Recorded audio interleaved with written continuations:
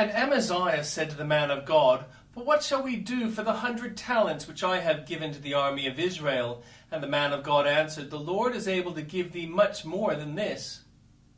A very important question this seemed to be to the king of Judah, and possibly it is even more weight with the tried and tempted, O Christian.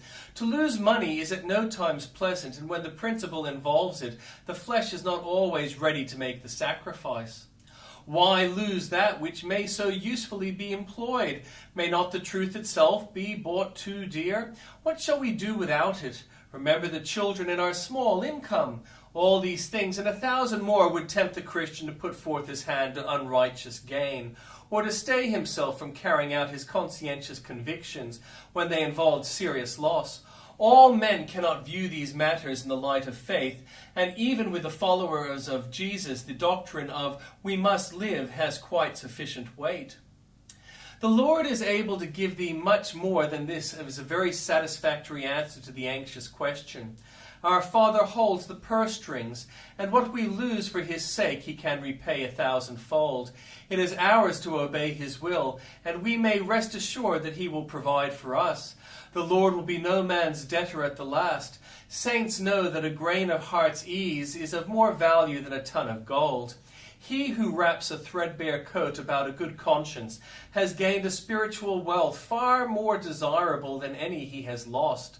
God's smile and a dungeon are enough for a true heart. His frown and a palace would be hell to a gracious spirit.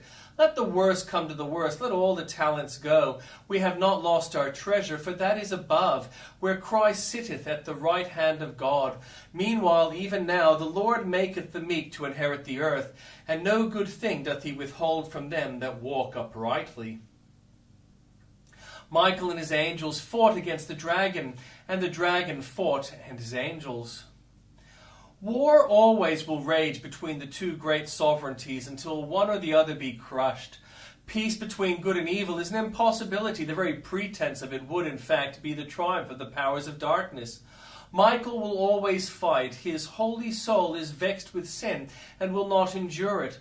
Jesus will always be the dragon's foe, and that not in a quiet sense, but actively, vigorously, with full determination to exterminate evil. All his servants, whether angels in heaven or messengers on earth, will and must fight. They are born to be warriors. At the cross they entered a covenant, never to make truce with evil. They are a warlike company, firm in defense and fierce in attack. The duty of every soldier in the army of the Lord is daily, with all his heart and soul and strength, to fight against the dragon. The dragon and his angels will not decline the affray. They are incessant in their onslaughts, sparing no weapon, fair or foul. We are foolish to expect to serve God without opposition. The more zealous we are, the more sure we are to be assailed by the myrmidons of hell. The church may become slothful, but not so her great antagonist. His restless spirit never suffers the war to pause. He hates the woman's seed and would fain devour the church if he could. The servant of Satan partake much of the old dragon's energy and are usually an active race. War rages all around, and to dream of peace is dangerous and futile. Glory be to God!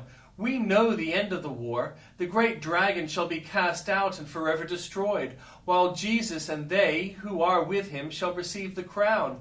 Let us sharpen our swords tonight and pray the Holy Spirit to nerve our arm for conflict.